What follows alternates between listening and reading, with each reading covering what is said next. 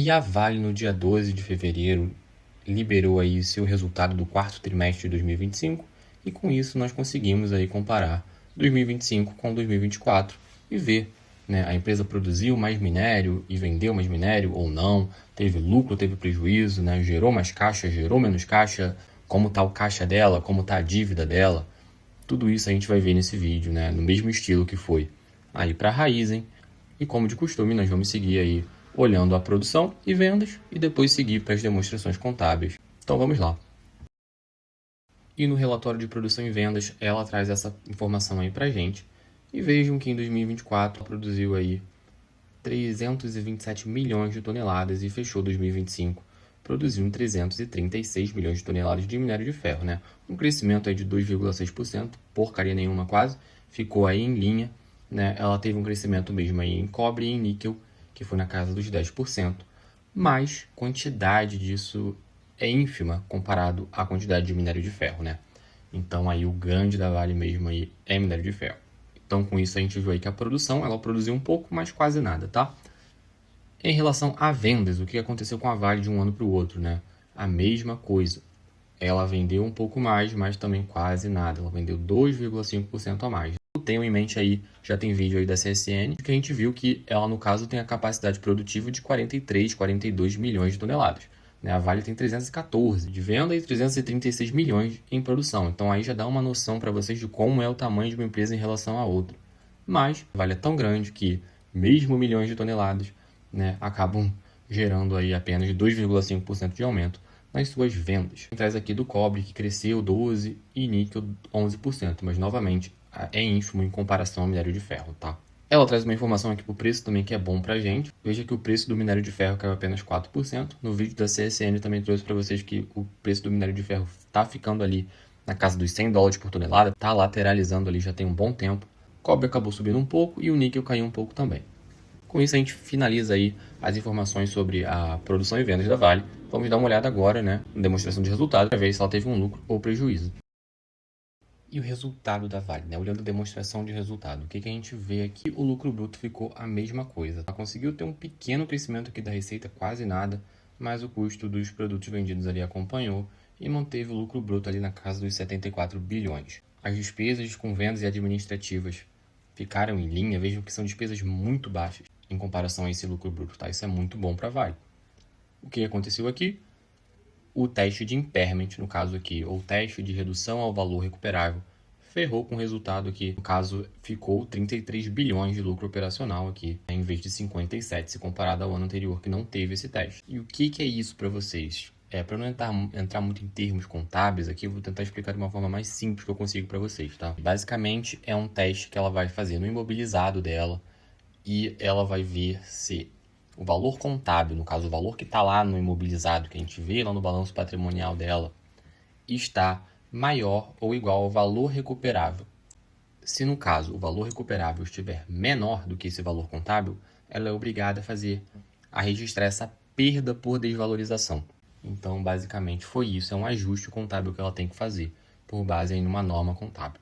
E foram valores aí altíssimos, né? No caso, fechou ali 25 bilhões. E o que é esse valor recuperável, né? Para não entrar muito em detalhes, provavelmente faço um outro vídeo mais para frente e não ficar muito técnico aqui.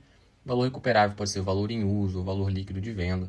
Vai ter que seguir umas regras contábeis para ver qual vai ser esse valor recuperável que ela tem que comparar com o valor contábil, tá? No caso, eu dei uma olhada na nota, então eu sei que esse valor aqui foi referente ao teste de impairment sobre unidades de níquel do Canadá. Provavelmente ela adquiriu essas unidades por um valor alto, né? Isso entrou como valor contábil e posteriormente ela fez esse teste de impairment e viu, eu comprei por isso, tá lá registrado com isso, mas não vale isso. Então eu tenho que registrar essa perda, né, em comparação com o valor recuperável. E a gente tem essa perda de 25 bilhões, tá? Mas é um item não recorrente, a não ser que ela tenha comprado muitas unidades de níquel, né, a um preço muito elevado. Não espera-se que isso venha aí nos outros resultados. Então, é um efeito aí não recorrente, não é operacional, tá? Ela não performou operacionalmente muito ruim, ela apenas teve esse não recorrente aí, né, do teste de impairment para ajustar a contabilidade dela. Ela está seguindo a norma contábil. Então, o resultado da Vale foi esse, ela fechou com um resultado operacional ali de 33. Receitas financeiras e despesas financeiras ficaram ali em linha. Outros itens financeiros acabou dando uma melhorada ali no resultado financeiro dela, porque estava 15 bilhões e agora ficou 1 bilhão. Tá, isso aqui, dentro dessa linha tem variação cambial e instrumento derivativo, tá? Mas não tem uma lógica muito aqui, ela não está fazendo um hedge aí de um com o outro. Mas acabou que nesse ano ficou um pouco favorável e contribuiu para o resultado dela. Mas isso por si só não foi suficiente para compensar aí esse impacto aí do teste do impairment. Então ela fechou ali com um lucro antes do imposto na casa dos 26 bilhões. Ela acabou pagando mais 10 bilhões em imposto em comparação ao ano anterior. Então isso aí também contribuiu para a queda aí do lucro líquido dela, que fechou 11 bilhões, quase 12, em comparação a 30 do ano anterior, né? Uma queda aí bem significativa. Vamos dar uma pausa rápida para falar um pouco sobre os dividendos da Vale. Se você está curtindo o vídeo, eu peço que já se inscreva no canal para não perder o vídeo de outras empresas. Mas falando da Vale no caso dos dividendos, a gente viu que o lucro caiu bastante, né? Então, no primeiro momento, os dividendos são uma forma da empresa, né, remunerar os acionistas com lucro que não é retido. Então, uma queda de 30 para 10 pode causar uma preocupação, né, em relação a ela pagar menos dividendos. Mas não vai ser o caso da Vale aqui, tá? Por quê? Né? Primeiro que a política dela, ela tem uma política de remunerar com base no fluxo de caixa livre. A gente já vai ver na demonstração do fluxo de caixa no final desse vídeo, de que o fluxo de caixa dela ficou instável de um ano para o outro. Então não teve aí uma redução. Ela tem o costume de pagar 30% do fluxo de caixa livre. E segundo também que esse pagamento, né, com base no fluxo de caixa livre, só costuma ser aí interrompido ou, né, ajustado se o endividamento dela estiver muito grande. E a gente vai ver agora, a seguir no balanço patrimonial, que o endividamento dela está tranquilo. Ela geralmente tem uma métrica ali de dívida líquida entre 10 a 20 bilhões. Então, se começar a chegar perto de 20 bilhões de dólares, tá? No caso aí, uns 100, 120 bilhões de reais de dívida líquida, ela começa aí já a dar uma segurada nos dividendos. E em relação ao balanço patrimonial, o que a gente vê aqui, né? Uma melhora em relação à liquidez, né? Já que o caixa dela foi de 30 bilhões para 40 bilhões, isso é muito bom. Contas a receber teve uma redução, tá tranquilo. E estoques, no caso, foi de 28 para 32, então aumentou um pouco. Eu sempre falo aqui que de um ano para outro é difícil avaliar contas a receber, estoques, mas no caso eu sei que a Vale, em 2023, estava com 22 bilhões em estoque, então a gente está vendo aqui um estoque se acumulando. E isso não é muito bom, tá? A gente teria que abrir isso aqui, dar uma estudada a fundo numa análise mais detalhada e ver por que esse estoque está se acumulando. É porque o preço do minério de ferro está lateralizando, é porque ela não está conseguindo aí performar a venda. Isso aí é um ponto de análise, olhar essa nota 8, tá? Uma análise mais detalhada da Vale. E seguindo, a gente tem aqui investimentos imobilizados, né? A Vale é uma mineradora, uma das maiores, não é, no caso, novidade nenhuma, a maior parte do ativo dela está concentrada aqui no imobilizado, que ficou aqui em linha, até teve uma redução um pouco, né? O investimento ficou em linha, intangível teve uma queda, então ela vai repondo esse imobilizado e esse intangível à medida que ele vai se depreciando. Em relação ao passivo, ela mantém aí os seus empréstimos e financiamentos, basicamente todos concentrados no longo prazo, né?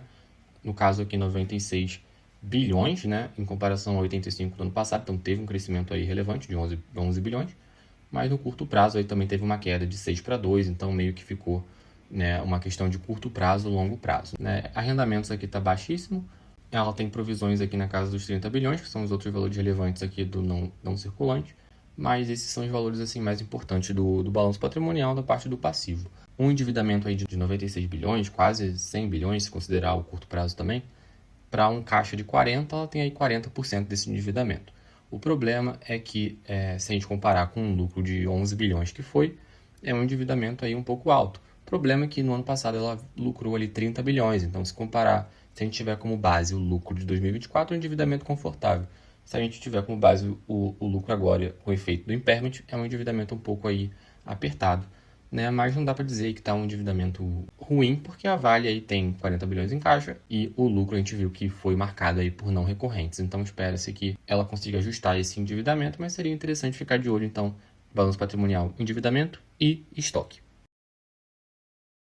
Em relação à geração de caixa da Vale, é bem simples, tá? A gente vai ver isso aqui em 20 segundos. No caso, vejam que de atividade operacional ela gerou ali na casa dos 50 bilhões. Então ela gera muito caixa mesmo, né? Ela gerou um pouco menos, ali ele gerou 48 bilhões em 2025, mas ela continua gerando aí um fluxo de caixa livre de 15 bilhões. Vejam que de investimento imobilizado ela gasta ali na casa dos 35 bilhões, 33 bilhões, diminuindo o caixa do operacional menos os investimentos imobilizados, em CAPEX que ela precisou gastar, a gente sobra ali um fluxo de caixa livre positivo na casa dos 15 bilhões de reais. Então aí está uma geração de caixa estável para a Vale de um ano para o outro. Então, resumo da Vale, como está a situação financeira dela, né?